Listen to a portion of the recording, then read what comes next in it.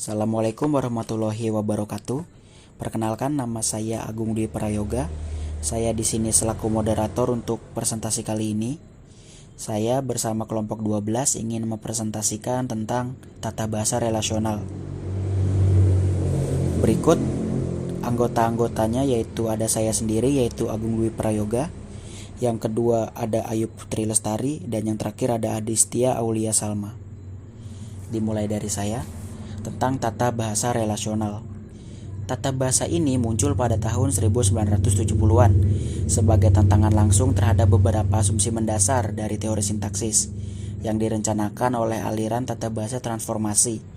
Dalam hal ini, tata bahasa relasional banyak menyerang tata bahasa transformasi karena menganggap teori tata bahasa transformasi tidak dapat diterapkan dalam bahasa lain selain bahasa Inggris. Tata bahasa relasional atau relational grammar merupakan pecahan dari tata bahasa transformasional grammar. Kedua aliran ini sebenarnya mengupayakan menggali kaidah yang dapat dipakai pada semua bahasa lain di dunia, yang disebut sebagai kaidah universal language atau kaidah bahasa semesta. Tata bahasa transformasional menjadikan bahasa Inggris sebagai media garapannya. Tetapi setelah dicoba oleh kelompok aliran tata bahasa relasional terhadap bahasa selain bahasa Inggris, kaidah tersebut tidak dapat diterima sebagai semesta bahasa. Tata bahasa relasional dikembangkan oleh David Perlmutter dan Paul Postel pada tahun 70-an. Tata bahasa relasional lahir sebagai reaksi ketidakpuasan terhadap tata bahasa transformasional mengenai struktur klausa yang dijabarkan melalui urutan linear dan relasi dominasi di antara unsur-unsur suatu klausa.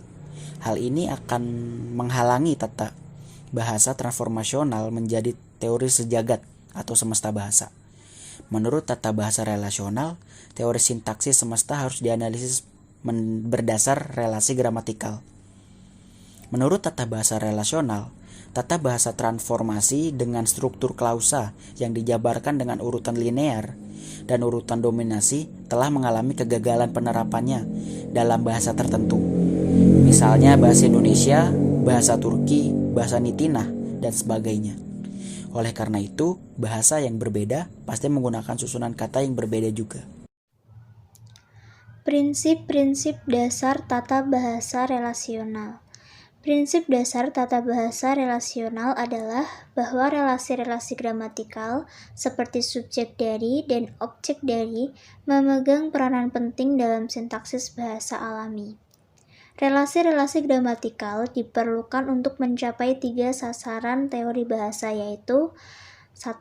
Merumuskan kesejagatan bahasa atau kesemestaan bahasa.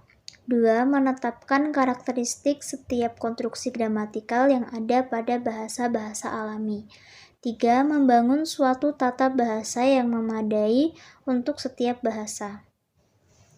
Ketiga sasaran teori bahasa tersebut dicapai oleh tata bahasa relasional melalui 3 unsur linguistik, yaitu struktur simpai yang menggambarkan semua unsur linguistik, mulai dari klausa, frasa, kata, dan morfem. 2. Seperangkat tata relasi yang menggambarkan relasi-relasi gramatikal.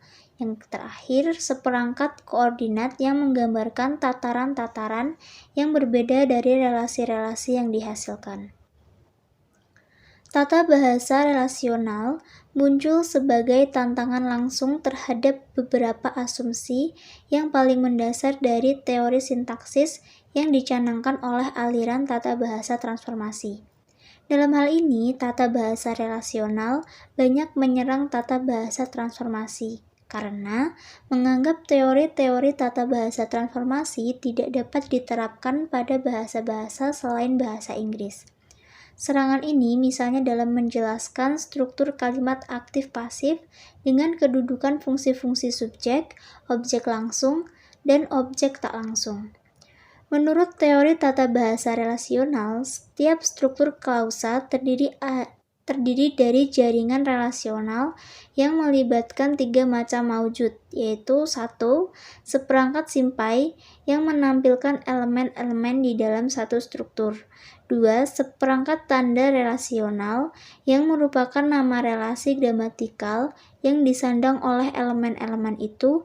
dalam hubungannya dengan elemen lain. Yang ketiga, seperangkat koordinat yang dipakai untuk menunjukkan pada tataran yang manakah elemen-elemen itu menyandang relasi gramatikal tertentu terhadap elemen yang lain. Ali memberi buku itu kepada saya. Klausa tersebut mempunyai 3 buah nomina dan sebuah verba yang masing-masing saling bergantungan satu sama lain, dan masing-masing membawa satu relasi. Nomina Ali membawakan relasi subjek dari. Nomina buku itu memberikan relasi objek langsung dari. Nomina saya membawakan relasi objek tak langsung dari. Sedangkan verba beri membawakan relasi predikat dari. Menurut analisis tata bahasa relasional, kalimat di atas mempunyai 3 tataran struktural yang urut-urutannya juga sama dengan menurut teori tata bahasa transformasi di atas. A. Konstruksi kalimat inti.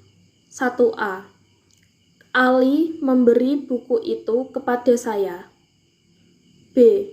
Konstruksi kalimat hasil transformasi datif. 1b. Ali memberikan saya buku itu. C. Kalimat hasil transformasi pasif dan konstruksi datif. 1c. Saya diberikan buku itu oleh Ali. Kesimpulan, tata bahasa relasional merupakan tata bahasa yang muncul pada tahun 1970-an. Tata bahasa relasional merupakan pecahan dari tata bahasa transformasional. Dikembangkan oleh David M. Perlmutter dan Paul M. Postal pada tahun 70-an.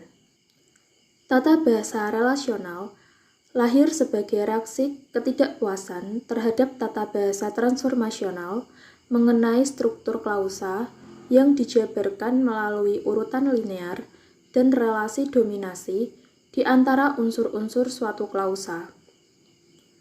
Tata bahasa transformasional menjadikan bahasa Inggris sebagai media garapannya. Namun, setelah dicoba oleh aliran kelompok tata bahasa relasional terhadap bahasa lain selain bahasa Inggris, kaidah tersebut tidak dapat diterima sebagai semesta bahasa.